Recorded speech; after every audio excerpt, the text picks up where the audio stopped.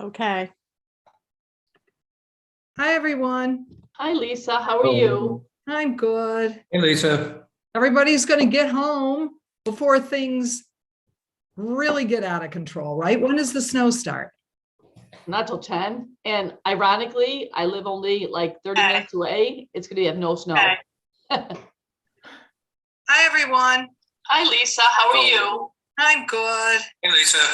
Everybody's going to get home before Jenny, what's happening? really get out of control. You have to mute the YouTube, Jenny.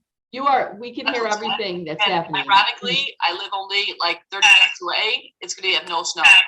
Hi, everyone. Hi, Lisa. How are you? Oh, oh, this is creepy. Jenny, what's happening? I'm trying to mute it. Hold You have to on. mute the YouTube, Jenny. We can hear everything that's happening. Ironically, I live.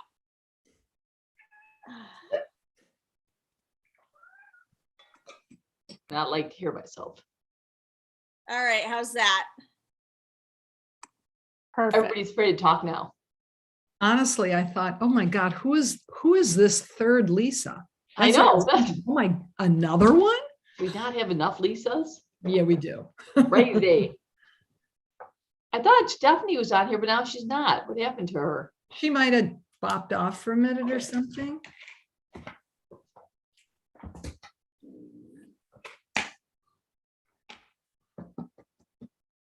Staff is outnumbering board members right now. Hmm.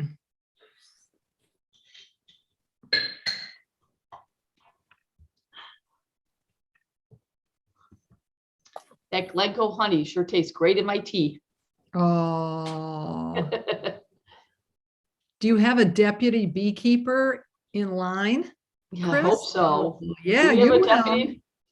Beekeeper We in have line? a staff member, Oscar, who is personally interested in the bees and is going to be taking over and watching a lot of YouTube videos. He's very excited about it. So I have to ask that as a question now in the interviews. Do you have any bee How do you experience? feel about bees? How do you feel about bees? you know, the tough part for Oscar is he's a sweller. So he swells up when he gets stung, which actually frequently happens when you're taking care of the bees. So before his wedding over the summer, we had to ban him from beekeeping for 3 weeks before. And he was cutting a tree down in the park and ended up getting stung a bunch of times on his back, but didn't mess up his wedding pictures. So even it's a frequent thing when you're taking down rotted trees that they're full of wasps. Really? So it's And kinda like- wasps are worse. Yeah, Wasps yeah, are so- vicious. So Oh, he's the beekeeper for sure. Oh, man. Natural Geographic today, Stephanie. It's fancy. See, I'm still in my work mode. I gotta.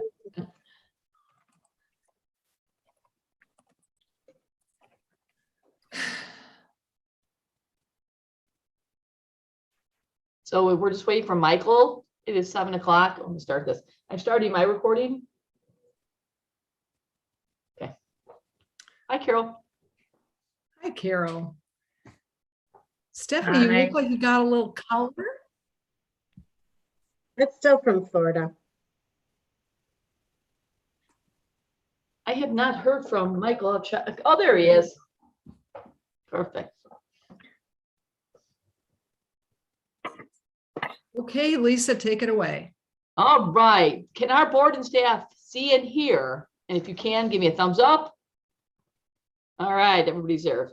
This meeting is being recorded. Once President Brooks asked me to call the roll, indicate you are here, as well as give permission to record by verbally stating here, permission to record. All right, Lisa. Okay, I call the February 1st, 2022 Committee of the Whole meeting of Glencoe Park District to order. Lisa, please call the roll and note the time. It is 7:01 p.m. Member Boren, Here, permission to record. Member Covey, Here, permission to record. Member Schneider, Here, permission to record. Member Spain, Here, permission to record. Chair Brooks. Here, permission to record.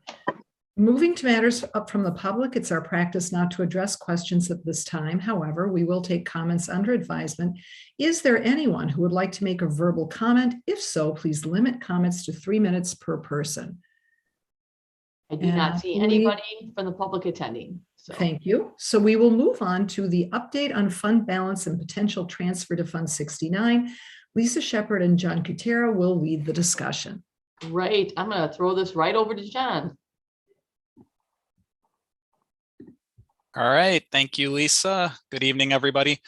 So just wanted to give an update on where we stand with our projected ending fund balance and how that impacts our ability to transfer over to our master plan Fund 69 Capital Project Fund.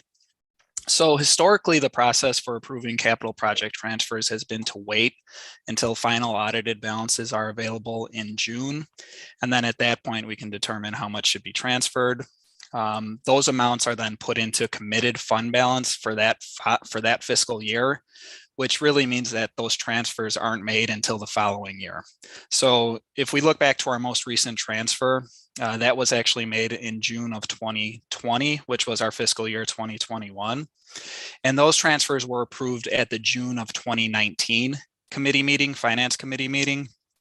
And then once the audit was complete, the fiscal 19 audit, and it was then included in our projected fund balance in our at 228 in the fiscal year 2021 budget. So a little kind of hard to follow, but basically there's a year lag there. If it's approved in June of one year, it's pretty much been transferred out the following year. So due to the pandemic in June of 2020, there was no discussion of any transfers being made from the corporate or recreation funds.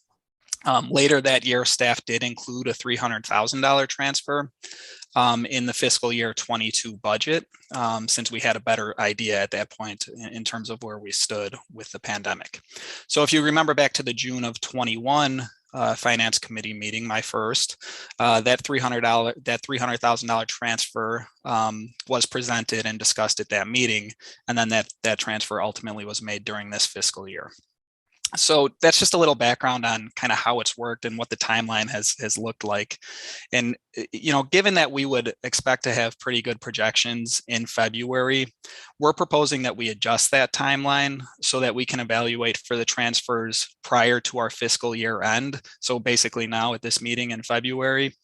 And then if approved, those transfers can be made you know, once the audited numbers are available. So we could certainly hold off until we do have final audited numbers, but we don't have to essentially wait a year. So we still have that flexibility. You know, if we do need to reduce the transfer, which would mainly be if something were to come up during the audit process, we do have that flexibility to reduce it still. But we are making, you know, the transfer within 3 or 4 months of being approved. So in following in that format, you'll see in the packet tonight that we are providing an update on projected fund balance and a proposed capital transfer of $600,000 from the corporate fund and $850,000 from the recreation fund. Again, those will be made once our audit is finalized in June of 2022, typically the time frame there. If approved, the projected ending fund balance then at 228.23 would be 67% in the corporate fund and 61% in the recreation fund. And just looking back historically, the largest transfer that we've made was in fiscal year 18, and that was in the amount of $1.7 million. So this one's $250,000 less than that one, but it still is our third largest transfer proposed in the past 10 years. And a big part of that is the fact that it really represents 2 years of recreation fund transfers. And the fact that we've really, you know, thus far at least weathered the pandemic better than what was initially thought. Our fiscal year 21 operating results in the corporate and rec funds were about $525,000 better than what we had budgeted for, and our fiscal 22 projections are looking even better than that, which again is driven kind of the amount of this transfer. So with that, I'd be happy to take any questions. Yeah, I have one question. Are the funds, once transferred, are the funds invested differently? As in, once the transfer takes place, is there potential for, I guess, higher returns depending on which fund? No, so it's really just a matter of shifting them in fund balance to be a committed portion of our fund balance. So it in doesn't terms of, really change where the cash, overall cash strategy is. It's just the accounting is different. it's more the accounting, the strategy in terms of liquidity and, managing the actual funds themselves. We take a look at the projects themselves and when we would anticipate those expenditures being made. And that really drives the investment side of it. I have a question. It seems like a logical thing to do, and I'm just curious historically why there was such a delay. I mean, I think of accounting being conservative, and maybe that's just all it was. Yeah, I think it was just an element of wanting to have final audited numbers. And then, of course, once you make that transfer, that's when it kind of goes into fund balance to be reserved. You kind of reserve that and then make the transfer, the following year, so that you can assess your fund balance at the end of that fiscal year with those funds already set aside. Okay, thank you.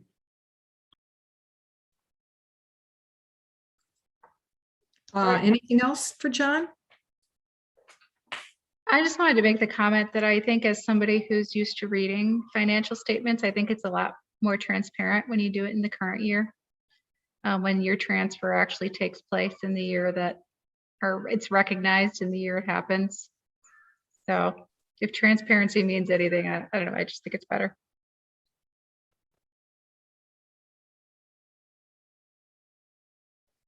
Any other thoughts on that? Okay. Thank you. Thank you, John. Thank you, Carol. Lisa, were you participating in this at all, or we're done? Okay, John was giving all the updates on this, Okay. so we're Very thrilled good. to be able to transfer that much money towards our capital projects, because we have a Yeah. lot of work to do. So this will help achieve some of those goals. So just moving forward on the similar discussion on Fund 65, Fund 67, and Fund 69 capital projects, Lisa Shepherd and Chris Leiner will lead that discussion. Great. So the first one we're going to talk about is the AC condenser filters that the board wanted more information on. So Chris, can you give the board an update on what you discovered? Absolutely. So as Lisa indicated at the December board meeting, several of the commissioners had asked some questions about some potential additional filtration being added to the system. So we did a little bit more due diligence and brought back some information on an MPBI system. This is the same system that we currently have installed in Children's Circle. We installed this at the beginning of the pandemic. As indicated in the promotional material, these systems are getting put in throughout the industry, airports, schools, hospitals, things like that. There isn't really a lot of third-party testing right now to say how much COVID the system eliminates. So if 10 COVID particles pass through, the area, does it eliminate 9? Does it eliminate 7? That information is just not out there. So what we know for a fact is it will eliminate mold, allergens, dust, typical irritants that you have in a system. So this filter is in addition to our existing paper filters that we use and change on a monthly basis. The equipment is a one-time cost. So it's not like it's a UV light bulb that needs to be changed every 3 months or an additional filter. So if we were to choose to proceed with installing this system, we would be looking at, something in the range of about $7,000 to $15,000, depending. They're commercially available. It's not by any means a stretch technology-wise. So it really just comes down to if the board is looking to, continue that standard of filtration that we started in Children's Circle. We would be funding the purchase by reducing the amount of R22 purchase next fiscal year. When we originally advanced the budget for board consideration, we hadn't started up the rink. Thankfully, this year we haven't had to add any refrigerant. So we're at a point where our existing stockpile is still very strong. So we can afford, in my opinion, to reduce the purchase by $10,000 or $15,000 and not have to worry about having to close the rink because of refrigerant shortages next fiscal year. So I just would put it to the board for any further discussion. Yeah, so we just need a direction with what you would like to, if you would like to add that to it. So when we make the final approval, when we purchase all this equipment, that will be included. Sorry, but it makes sense to do it now. It's a low cost considering the total budget and the fact that you have enough refrigerant and can kind of balance that out. It's a nice option, I think. What is the chance, I read through the material and it, as you pointed out, Chris, there's no like definitive proof that this works well with COVID.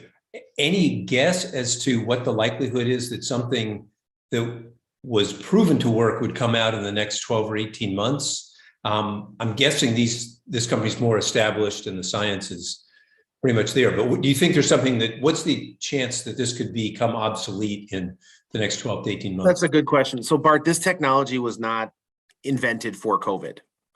So this is a technology that's been out there that has been applied to COVID. So, you know, there are other technologies. I mean, I would not recommend UV light bulbs just because that's a very high cost, frequent item that has to be turned over. They do use UV light filtration. So I think for our application, this is the right product based on the product material. I'm not concerned that this is basically a commercial version of like an ionizer that is in all the classrooms in South School right now. So it's a proven technology. I don't think we need to worry. Putting this in is only going to make our situation better. It's not going to hurt us in any way. And so I'm not concerned with it being obsolete in the next 12 months. Okay. And just for the record, this far exceeds any standard set forth by PDERMA or DCFS or the Illinois Department of the Public Health. I mean, this is like the Lamborghini of air filters for this type of an application. And you said this is at South School now? No, so we have one of these filters installed in Children's Circle on our mass distribution unit. So at South School, they've put these units in every classroom. They were donated by a private citizen. So we have them on the entire system. Basically, all of Children's Circle, all of GJK has this filter in its air system versus having individual filters in the classroom that have to be maintained. Okay, all right. And Chris, this is the version or the one that is no ozone, right? Correct. Yeah. Correct. Okay, 'cause that's critical. Okay. I'm fine with it. Anyone else want to weigh in? Okay, so I'm assuming that everybody, because I heard from Lisa, Bart, Stephanie, yes. So I'm assuming that's a yes. Does anybody on staff have any concerns about it? It sounds like No concerns. There's just no proof that it will work for COVID. So we want to make sure that's very clear. Okay. You might Right. be spending $10,000 just to really do nothing more than what we have now, but there's nothing that will show it hurt us. I mean, I'm all for optics. As you guys know, I say that term often. I think the optics of this are good. I just don't know if, and I'd love to hear from Stephanie and Lisa and Carol as well. Like, is an extra $10,000 worth, the possibility, the 50-50 possibility this does nothing? Is this a good use of taxpayer money? Is it not? To me, I'm on the fence because I just don't know enough about this, and I hate to have $10,000 that we could use for other programming. But if we think that $10,000 is going to make 3 or 4 more families, come to Glencoe because we have this system, then it's obviously worth it because we'll get the revenue from it. So, Michael, I can speak to the optics point. So at the height of the pandemic, I got contacted by a group of families that were really concerned that we didn't have individual filters in the classrooms like at South School. So for us, having those filters in those types of classrooms and maintaining them was really, it wasn't sustainable in the long term. Not necessarily the initial startup cost, but the constant maintenance that would be needed to ensure that they actually function would have been tricky for us to execute over the long term. So for me to be able to come back and say that I have this cutting edge technology that we've installed that does the same job as this ionizer in a place that can't be fiddled with by 4 and 5 year olds, that's maintained by a certified HVAC technician, from an optics standpoint, it gave me a very strong position to respond to that letter. Perfect. Then But that was on devil's advocate, the other side, that was for Children's Circle, which we already had this system. And so our general population, no one has asked what kind of filtration system, nor would we advertise. We have this filtration system because we really can't prove that it works for COVID. So we won't be saying, hey, we have the system, it'll stop COVID. We would never do that. So the general public will never really know that we have this unless they ask the question. you know, I think we got to ask the question in the pottery room, ceramics room, and then children's circle multi-purpose wing. You know, not that I'm leaning either way. It's really a board decision to decide if they want to spend this money. So. I mean, I read 2 articles this week of things to learn from the pandemic, and both of them mentioned that having, you know, better filtration and circulation is something that we should learn from that. So whatever we have going forward or whatever illnesses are circulating, like we said, if it helps, this is great. And if it doesn't, it's not going to hurt us. And since we're making these upgrades now, I think now is the good time to just go ahead and do it and spend a little extra, and so that we, you know, we get it done and we don't have to address it. That's my opinion. Art, Carol? Question on the, it was like 15,000, right, to put it Well, in? we're looking at something between about 7,500 and 15,000, depending. Is most of that the equipment, or is there a significant labor cost to put it in? It's mostly the equipment. I mean, it's probably Okay. 4 to 6 hours of labor. Okay, thank you. I just want to get a consensus, Lisa, from everybody, so we know what to move. Yep. Yeah, Okay. I'm fine with it. If this helps Chris and everyone make a few families even more at ease, I think the revenue we get from those families offsets the costs, whether or not it's, you know, it's real or not. I don't think anyone knows, but certainly the optics are going to help Glencoe continue to get their revenue and continue to make families feel safer. I mean, I guess I'm okay with it too. I think that the concerns that were raised were definitely valid, but you know, if it does, maybe it doesn't help with COVID, but it helps with a lot of other things that are potentially harmful. People with, you know, allergy issues, mold, bacteria. God forbid something were to happen in the building where there was mold problem. You know, I think we'd feel a lot better, a lot less liable if something were to happen with the air quality that we had this system in place. So I kind of see it as a little bit of an insurance for the future too. So it doesn't seem like a huge investment. So I can get on board. And Stephanie, you're good. Okay. Yeah, and I'm looking at it honestly, Carol, as long as it functions in the capacity that it's a third-party tester has determined it actually is successful in, I'm good.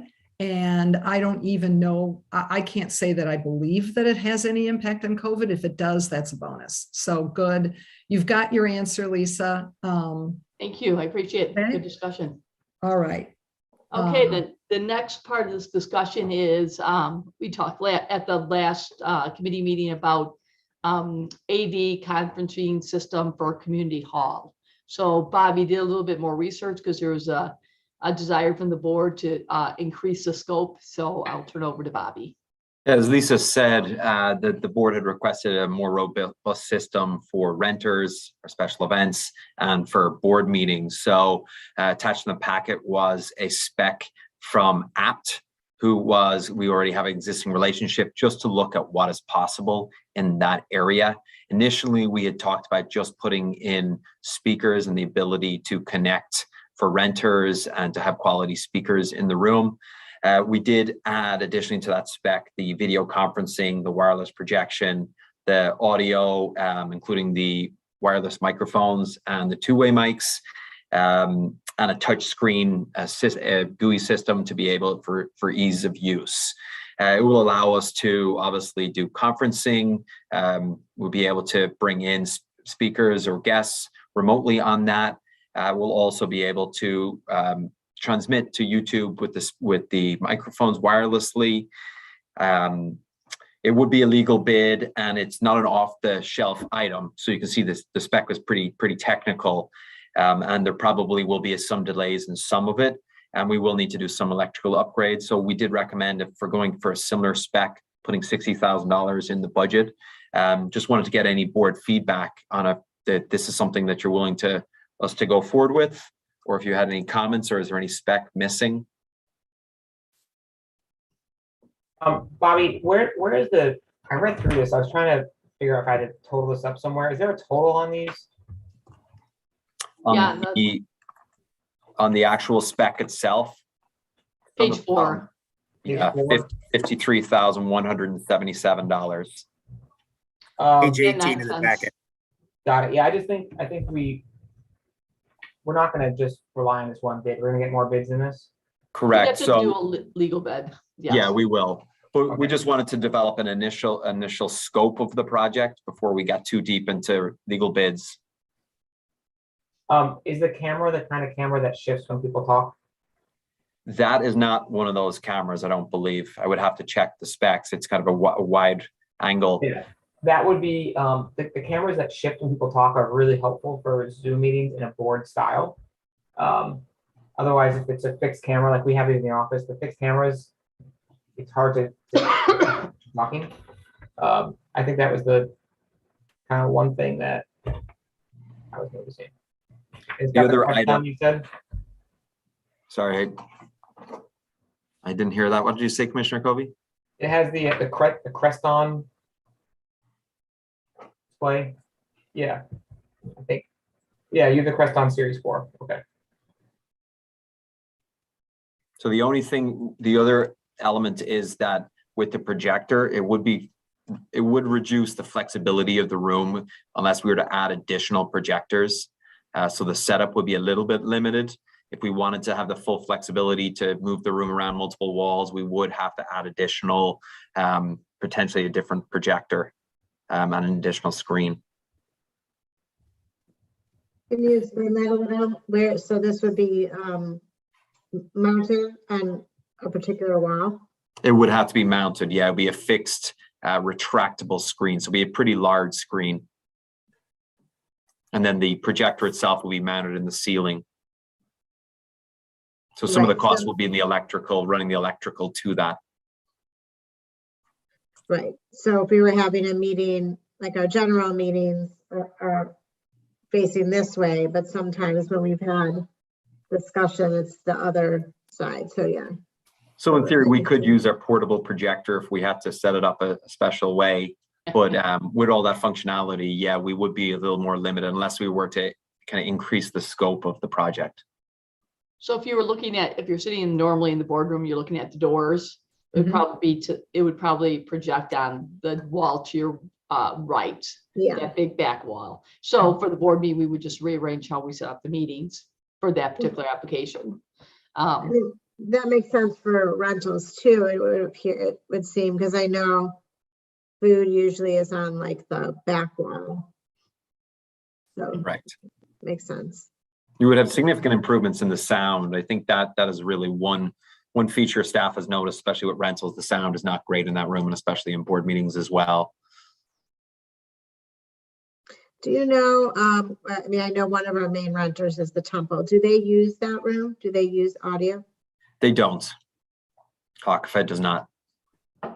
It's really the one-off, the mitzvahs, the engagement parties, the weddings, things like that, or special events. There is the functionality too with the screen to start doing indoor movies. I'm not sure what the appetite for that in COVID is, but being able to broadcast and have sound that you can hear much higher quality than what we're currently able to do.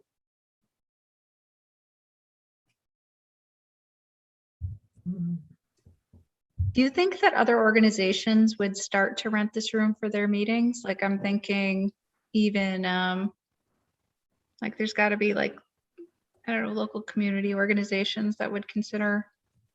Look, They the Like, problem- do. and I guess what kind of fees? yeah. Not a lot. The problem with that is the community groups all want it free, Yeah. they would charge very little for those, so that's not where you would not get any money back on this. It's also important to note that during the week, that room is very heavily programmed for hours. In fact, we have hard times, I had to beg for the board meeting sometimes, so it's very heavily popular. So really, it's the availability is on Friday, Saturday, or Sundays usually. Correct. And then I have another question is, if it's used for all these other purposes, are we worried about the equipment getting damaged? I don't know. I was just thinking about the screen on the wall and I was thinking Yes. like somebody's going to throw something at it or something. Yes, Like, and all yes, these kids. reality we are. Yes. So there is going to be a little bit of that with summer camps, and we're going to make it as safe as possible. And there will likely have to be a box, probably a 3x3 box that's going to stick out. The GUI interface, so that the touch screen will be out of reach for smaller kids, but again, people can mess with it. And then you will have a projector. We don't allow, obviously, dodgeball or anything like that in the community hall, but that's not to say a balloon gets let go and knocks it out of place. Yeah, I think those are all good concerns, and any good installer will know how to mitigate some of that stuff. They have TV cabinets, they've got lockbox projectors with codes and things like that. But it's a good call out. For one, I think the modernization needs to happen. It's something that I see as sort of this is cost of doing business in the modern era. I don't see Zoom meetings or meetings away. I see this as being, effectively, hopefully we can reduce some costs by, I think of Ultima New that spends 3 hours to come out to visit us, and they charge us for that. Like, they can spend a half an hour, and hopefully we don't pay for 3 hours of consulting time. So I think this is probably an investment that will pay itself back in a number of years. I like that way of looking at it. I mean, I know like what we have now does not suffice. I mean, I know it's hard for us to, where to put our meetings on YouTube. I know Jenny does a lot of work with that. I know that we're not like exactly high tech as it stands. So it makes sense. Like when you guys use it internally, if you do trainings there, would you bring in a speaker? Would this make it easier to do that for training staff or? Oh, yes, that would absolutely make it easier. That's where we do a lot of our large staff training, especially actually just the sound equipment alone will help with that. So my question is, are we doing enough? I mean, we asked you to upgrade it. Was this the ABT consultant that kind of put together this package based on his communications with you? Is this enough? Do we know enough that this is what we should have? So where we're at during the pandemic, we actually had worked with them to see what options were. And we looked at the basic scope of the audio, which was the 25,000 number we talked about in the last meeting. And then if we were able to conference what that's going to look like. And we worked with him to develop there. He's on the commercial side. He's not on the home side. He's not one of the guys when you walk in to help you. He's on the actual commercial side of the AV business. So we told him the spec, what we're looking to be able to do, and he developed that spec for us. The only thing I would I would suggest on do we do enough? I think we probably need up the portable microphones to 1 microphone per board member / staff. So that will be an additional cost because these microphones will pick up every single side conversation or comment or sneeze or cough. So they will work on on-off. So you're going to want to turn it on or turn it off. You can also, on the technology, define where those speakers are picking up sound from. So it's like a full circle or a quarter of a circle. So it can actually pick out a certain area where it wants to. So that's pretty cool technology. But I would probably add that, which could add $3,000 or $4,000 additional dollars to it. And then I agree with Commissioner Colby. If we're going to upgrade, why not do the camera that does move? Correct. So that's not just a wide pan. So we'll look into see, maybe we'll get both costs on both so the board can decide. So maybe up the budget even more as we go. So realistically, it's probably a $75,000 line item if we were to put the full spec, that making sure we have everything. So I've laid out the functionality. Is there any functionality that I'm missing? So for renters, the microphones, the video conferencing, being able to put, wirelessly present, plug in laptops as well. That's everything we've identified that a need is. So if anybody has anything else, please share.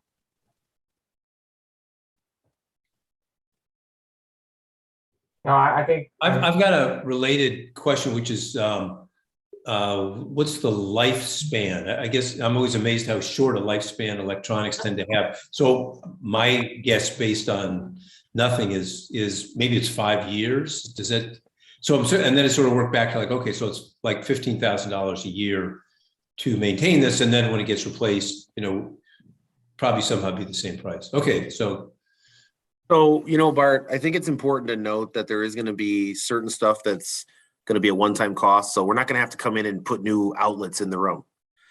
So if we have an outlet run for a projector and we have to change the projector, we're not hiring another electrician to come in and run another outlet.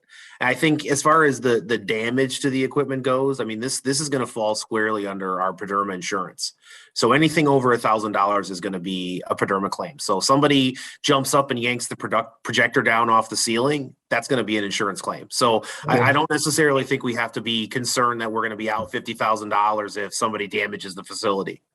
I was thinking more obsolescence, just, something new comes along, smaller, faster. I mean, we see technology does go fast, so there's no way for us to predict, and not to say that we always have to have the newest and the best. We could stretch this, as long as it's still functional, so. Projectors, I have very high quality projector.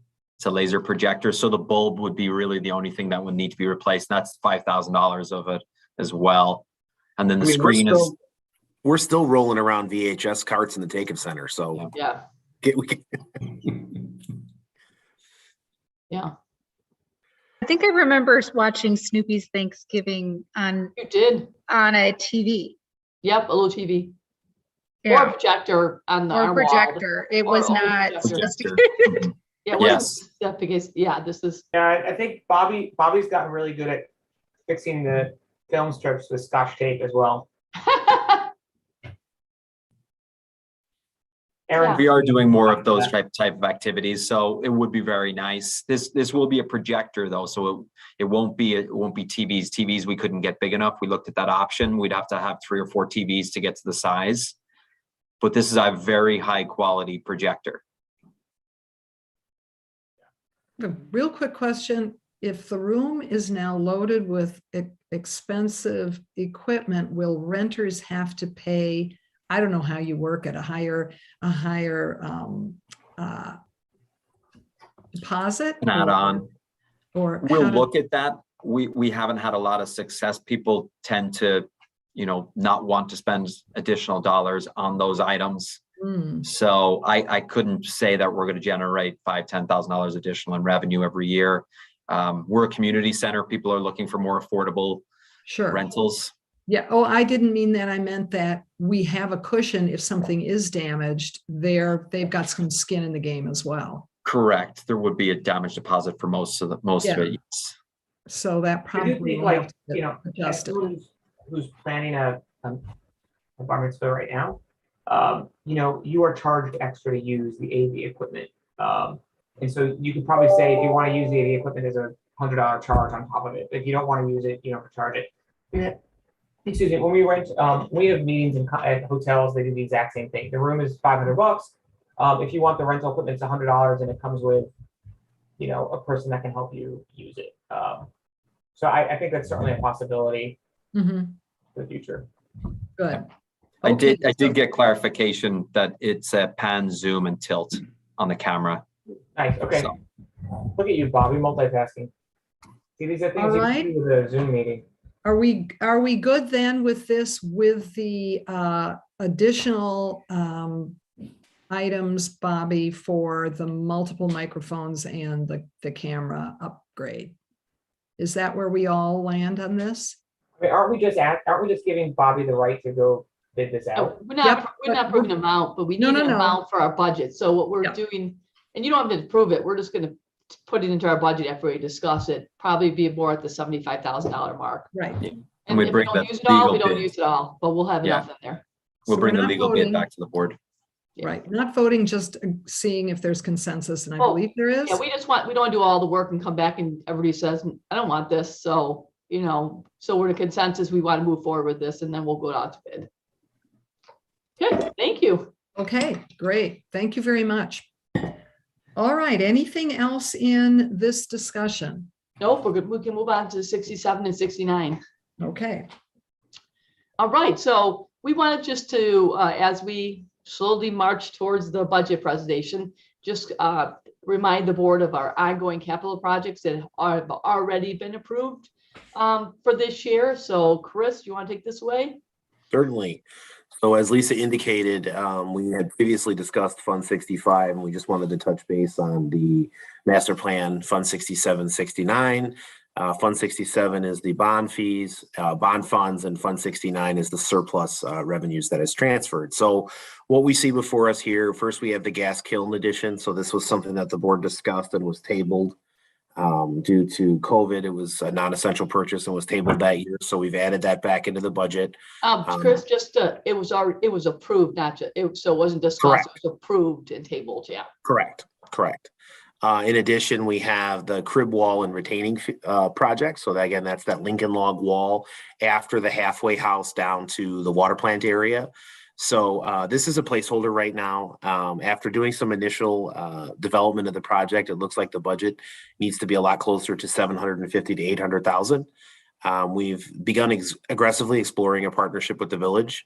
There is a possibility that federal monies that are available to the Village of Glencoe that are not available to us can be applied for this project. So we're looking at this as access to the lakefront, and the village could be looking at it as access to the water plant, which is a different type of grant. It's a different type of pocketbook. So right now, the $400,000 that we have budgeted represents 50% of the project, with the village potentially funding the other 50%, or potentially funding the project 100% through a state of Illinois line item grant or a federal infrastructure grant. And I do know that the village has already talked to the representatives about this, and it's very promising. So again, so this can fall under the water infrastructure, which is just a totally different grant program than we're eligible for. So in addition, we have the pier. So we have the remaining design fees, the construction that the board has already approved, and then owner items, which is typically, barricades, signage, any type of communication, really anything that we need to purchase for the project that's ongoing during the project. We also have the Watts budget as well. So the design fees include the board approved fees for white. We have the owner items, which right now is the fee for WB Olson, as well as an allowance for the park district to purchase furniture, any type of signage, really anything that we need to do inside the facility prior to opening, things like ice skates or tables and chairs for the program rooms, things like that. The construction budget, that's just a working placeholder right now. We're working with WB Olson and White to finalize schematic designs. We expect to come back to the board, I believe, the first week of March, with a more solid cost estimate, but we have to get something into the budget for the county's process. I skipped over architect design service and consulting, so that really represents three particular areas. That's the potential design fees for the Lakefront Park Court Playground project, if we continue to advance that for construction in fiscal year 2023. That's our community survey. Our community survey is the foundation to developing our comprehensive plan, which is a document that's required for ongoing capital project administration and all of the grants that we've applied for and received. So it's a foundational element to being able to compete for grants. And then finally, future financial. Can I just do a little bit on that, Chris? Sure. With the master plan, there is a 10-year cycle on that. So when you're applying for grants, they cannot be over 10 years. So our first part will be the community survey, which we're trying to work in cooperation with the village and the school district possibly, maybe not at the same time, maybe with the same company, and do them in tiers. So we're trying to work that out so it's a community-wide, because they're also going through their master plan at the same time. So we will also budget then next year to update our master plan. It won't be as big of a process as it was 9 years ago when I did it, but it will be a process to update that a little bit. And then finally, there's financial flexibility for future grant application costs and then other future opportunities which might come up. Identified as well as the outstanding grant projects, we have the West Park OSLAD grant. So right now, the Illinois Department of Natural Resources is having a very rough staffing situation. There are 3 full-time employees that work in the grants management office, down from about 15 from 5 years ago. So there's been some significant delays. We don't expect to hear about the West Park OSLAD grant until late into the spring. That will also likely delay any further grant programs towards the end of 2022 into 23. In addition, we have the PED grant, which is just such a great name, isn't it? Voting Area Access and Development Grant. So we did have the state come out and visit and take a look at our site. This is for the crib wall project. They indicated that it was not necessarily a strong competitor for the grant, but that they weren't ruling us out as of yet. So is there any particular questions that I can answer? Can you clarify the line under West Park? If the grant is awarded, each local government unit will fund 550,000. Yeah, so we indicated that we would partner with the school district on the project. So the initial design that we advanced for consideration for the grant was about a $1.2 million project, 1.1 million. So basically we would be funding the 550 and then getting the grant reimbursement. I wanted to let you know as well that the PTO approached me about this project. They heard about a possible bathroom.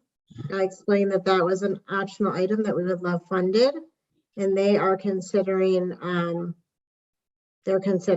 I don't know how much or what, but just so you know that there is conversation. Okay, I'll keep that in mind if we do get the funding for this. That'd be great. That is unfunded in this scope. So. And again, the state did indicate that this was a very strong competitor based on what they saw.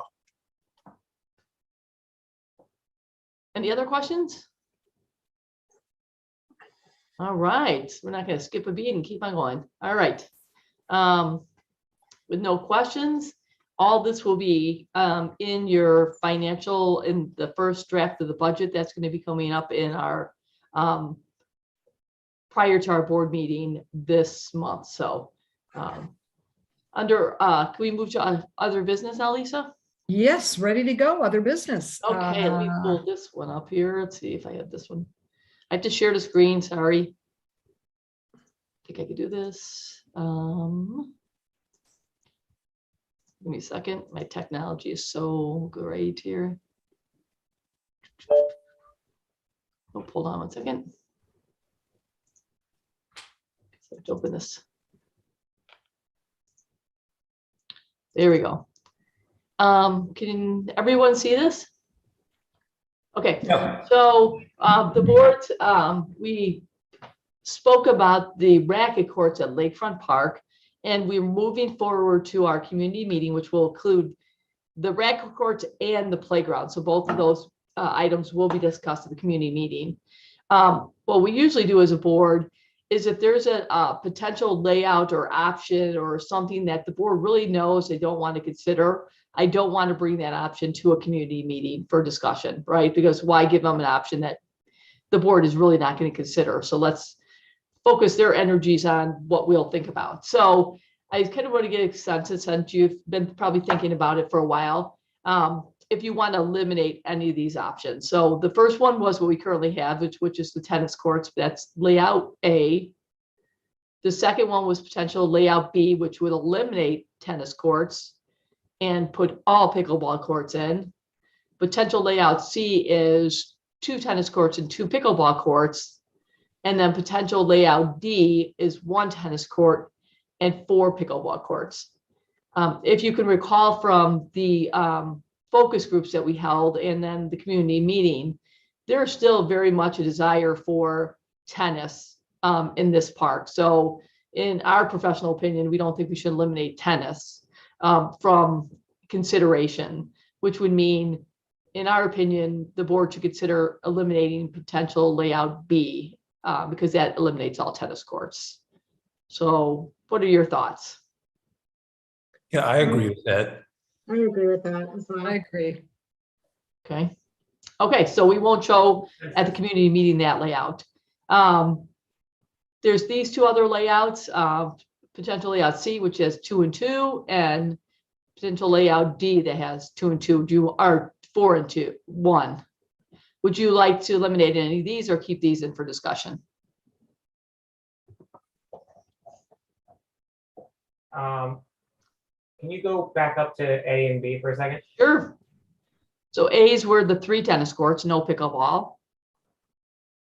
B was the 6 pickleball Yeah, no, B courts. is eliminated, right? B, So- okay, so B's out. C is 2 and 2. A little bit for everybody. So it's basically 3 tennis courts, 2 tennis courts, 1 tennis court, and then pickleball where you can fit in the remaining spot. I think those are Yes. fun options. And we're basically saying you have to have, we're gonna have at least 1 tennis court there, and the debate is whether you have 2 or 3. Yep. Although, do we want to leave A in? Because does anyone not want pickle there at all? I think you have to let the community probably, Glencoe doesn't love change, and there's going to be some people that don't love change, and I think it's good to give them an option. But I agree with you, Stephanie. I think, we're going to probably move forward with pickleball, but having, saying that we're going to change no matter what may be offensive to some.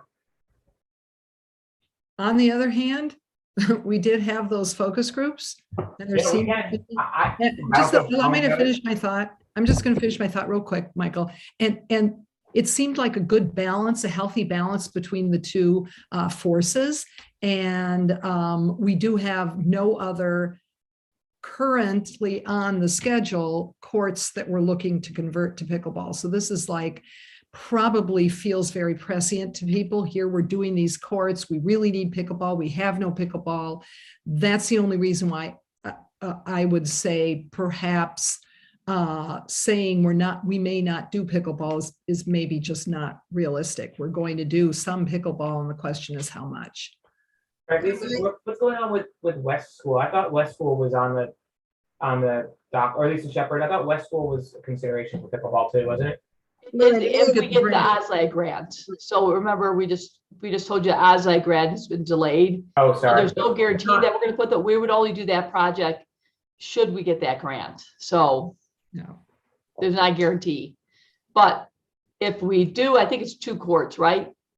Chris? Yeah.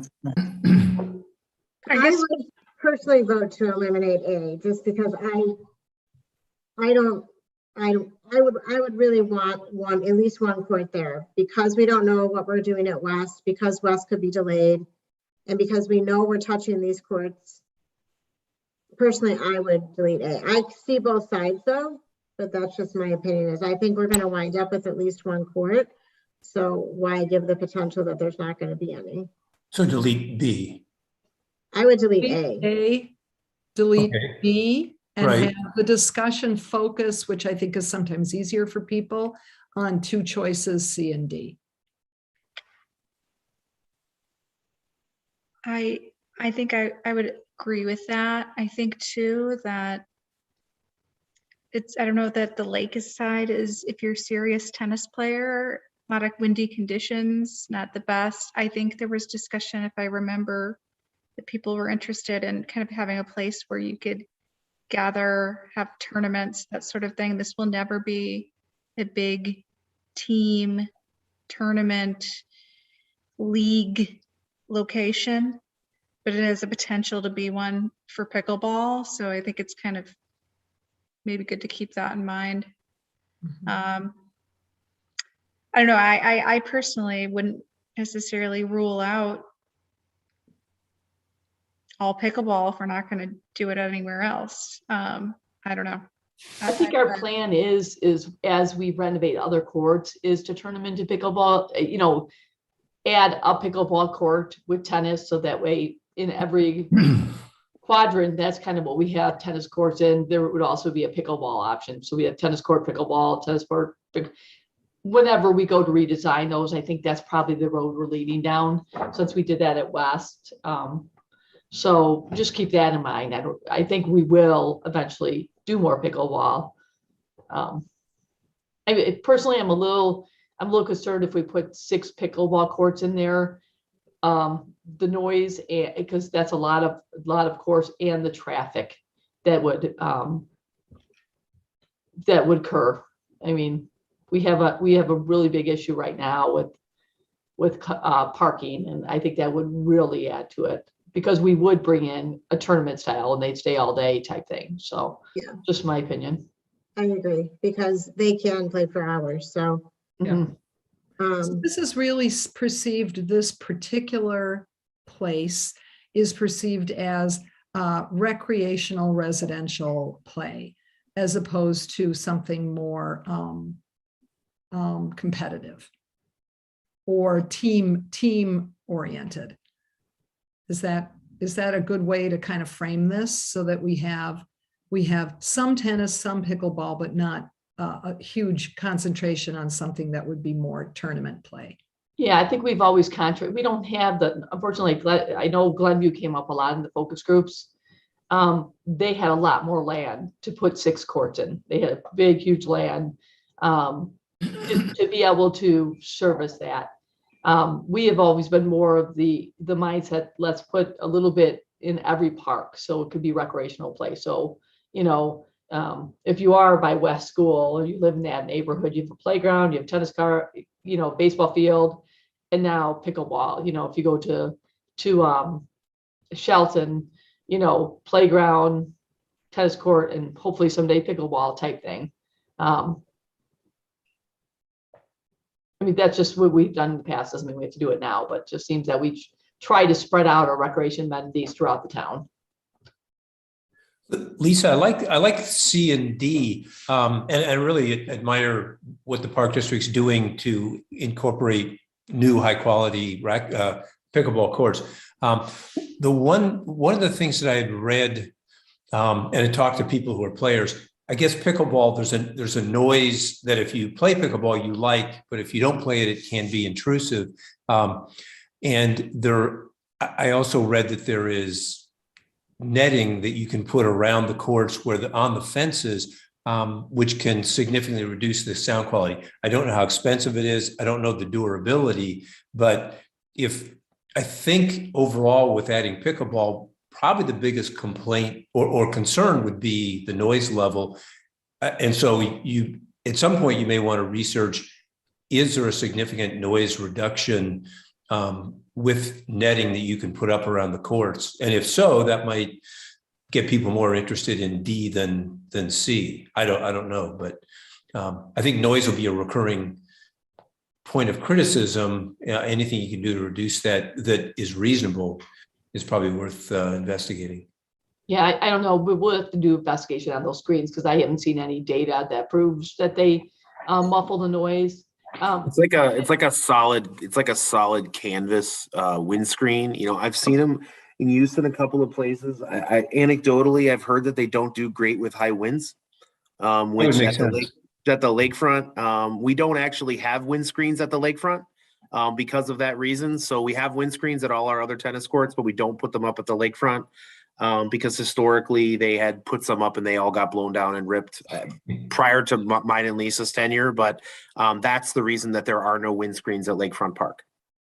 Good point. I believe the material I read about also was not designed initially as a outside screen. It was meant for inside insulating, and the company adapted it.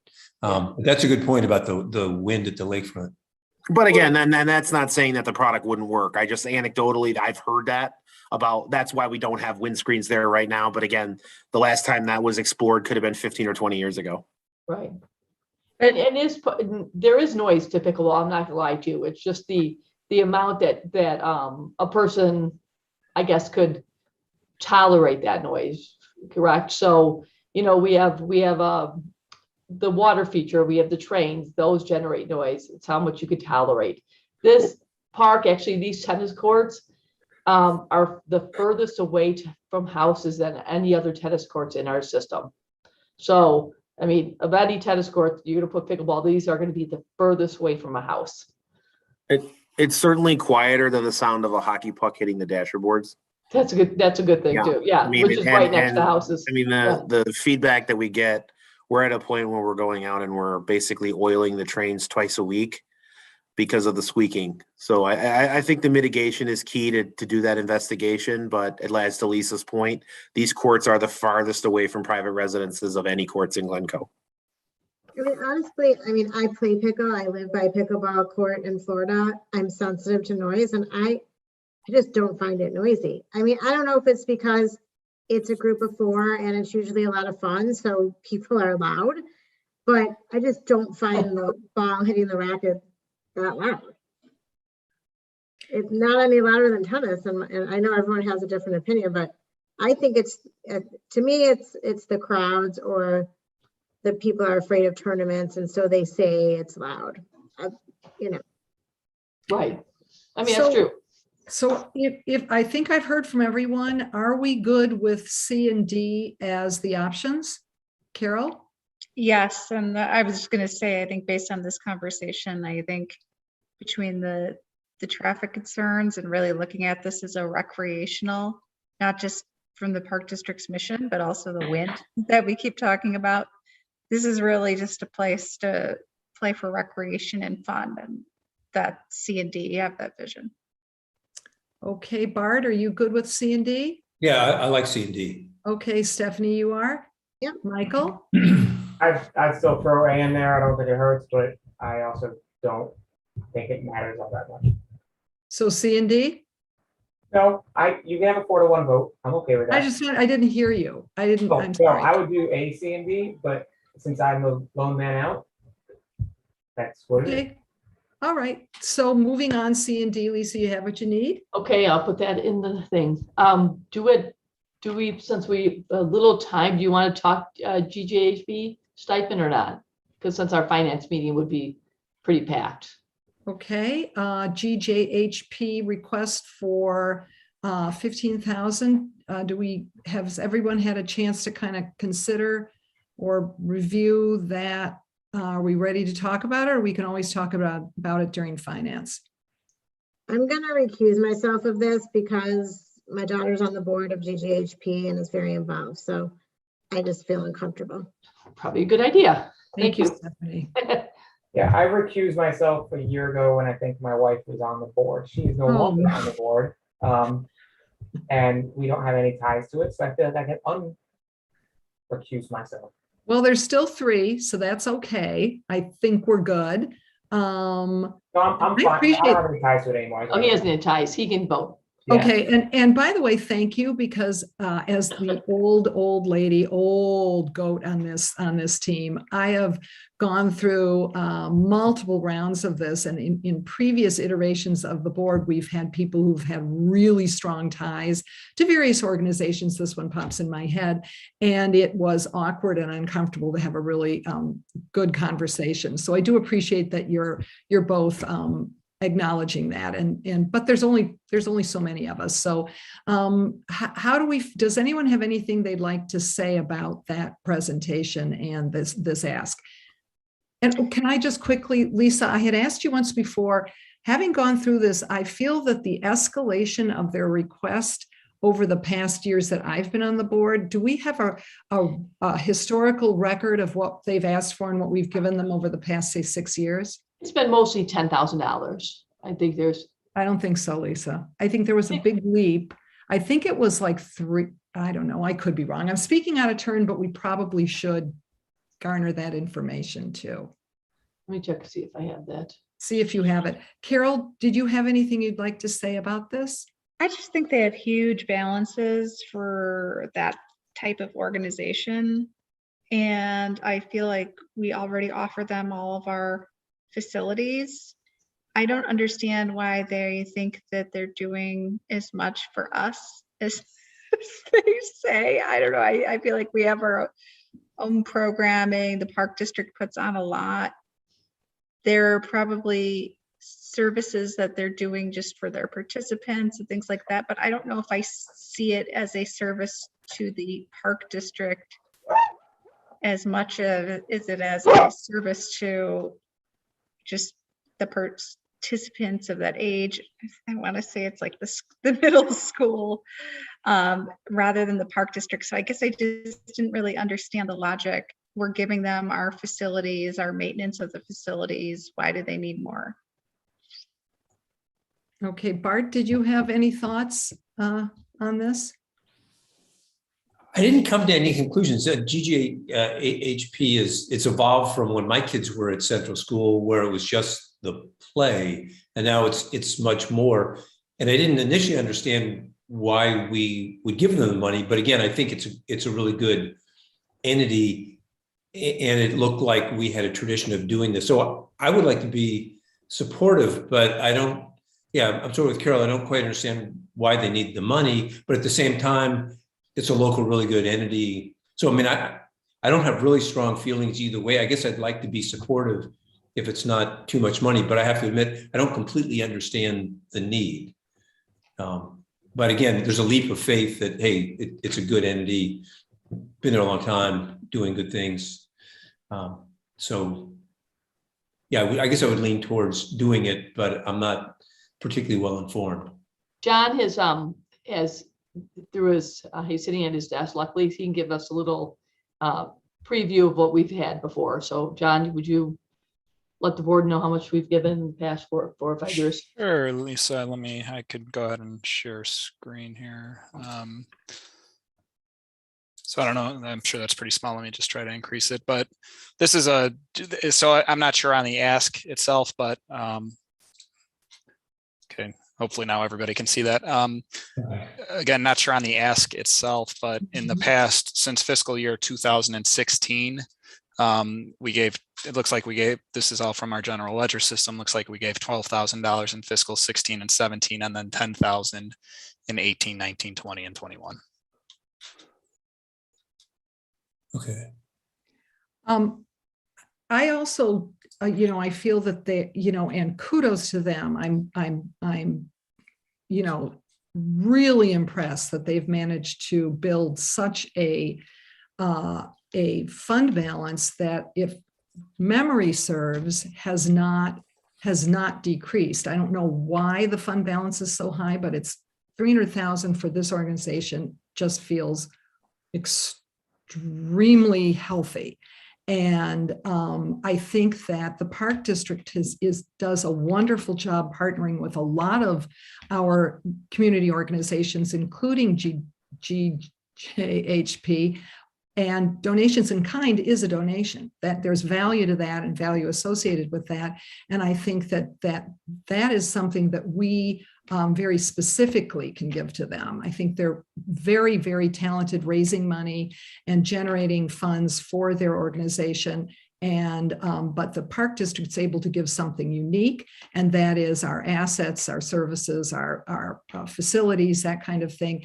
And there's a cost associated with that, of course, as well. So I think that that's a really good thing that we can do for them, and that cements our partnership with them. So that would be my thought.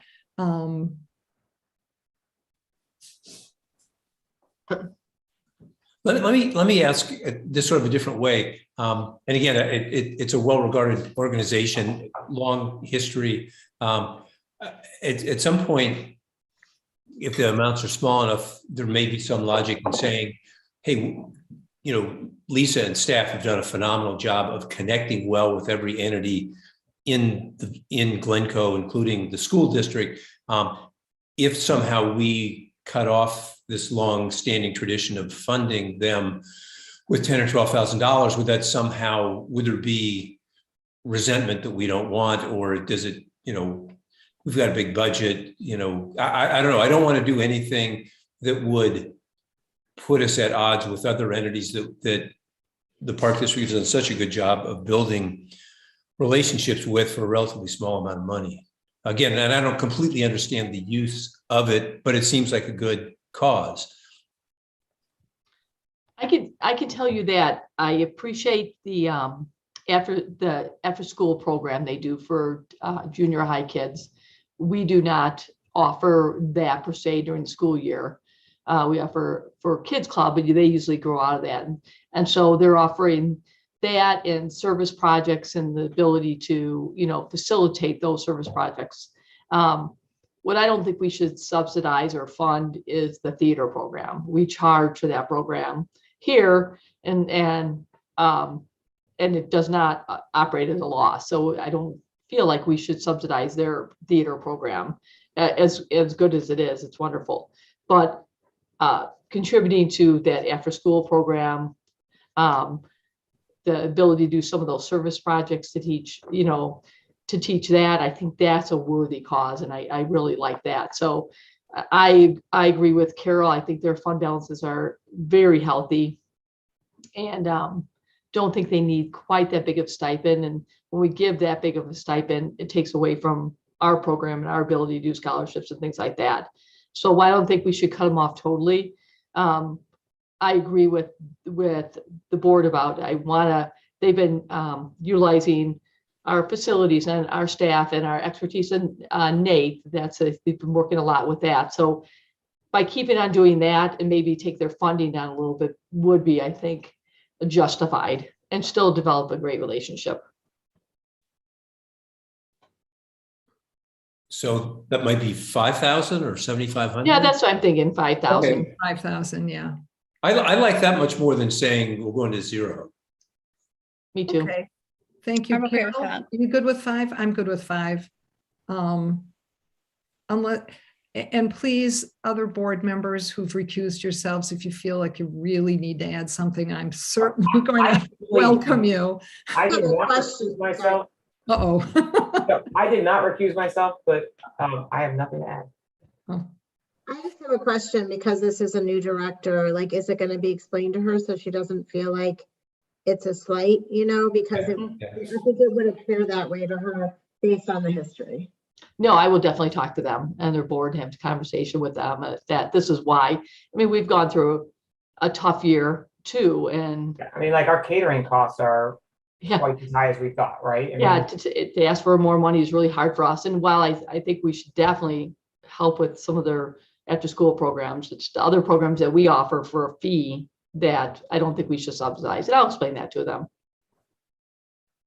Okay, thank you. Thank you very much. And thank you, Michael and Stephanie, especially. I know these things can sometimes be really awkward, and I appreciate everything. So Lisa? That is there it any for other us. business? There is no other business. And Okay. Can I just say one thing? Yes. I'll forget it in 2 weeks. I use this app called Court Reserve when I reserve courts in Florida, and it's just so easy to use. And I was just wondering if you guys have heard of it, or if we can look into something similar. It's just a really good user-friendly app. We can absolutely look into it. We are also looking into the new RecTrack module there as well, which will hopefully be equally as simple and user-friendly, considering we also charge for some of the reservations. But I'll absolutely look into the functionality of it. That's one of the nice things about the new RecTrack is that they have a lot more of those abilities. So, okay, perfect. Stephanie, I must say, I believe you've been bitten by the pickle bug. It sounds like you were dragged into it and you liked it. Yeah, it's a lot. It is. It's a lot of fun. Great. I think it's great. Okay, so we will now, Lisa, there's nothing more?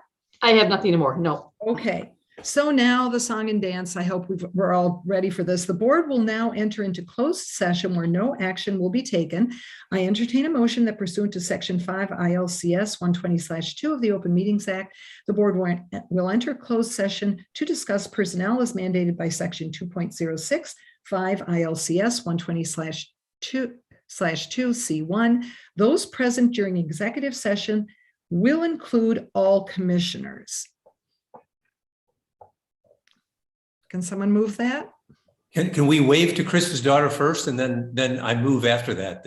You know what? Hey, what a cute little girl. Hello, sweetie. Yeah, so Bedtime. Bedtime. So moved. Second. Okay, any discussion? All right, Lisa Shepherd, note the time and do a roll call vote, please. All right, it is 8:10. Commissioner Bourne? Yes. Commissioner Covey? Yes. Commissioner Snyder? Yes. Commissioner Spain? Yes. Chair Brooks? Yes, motion passes. All right. All right. Give me 1 second. Okay, so the staff can all leave. Bye, Bye. guys. Bye, everyone. Bye. Bye, everybody. I'm gonna get you all set up. And then when you are done, Jenny had to go home sick, so you will just text me and I'll come in and switch out the disc. Sorry, Jenny. Feel better. Thank So you. she's there suffering at the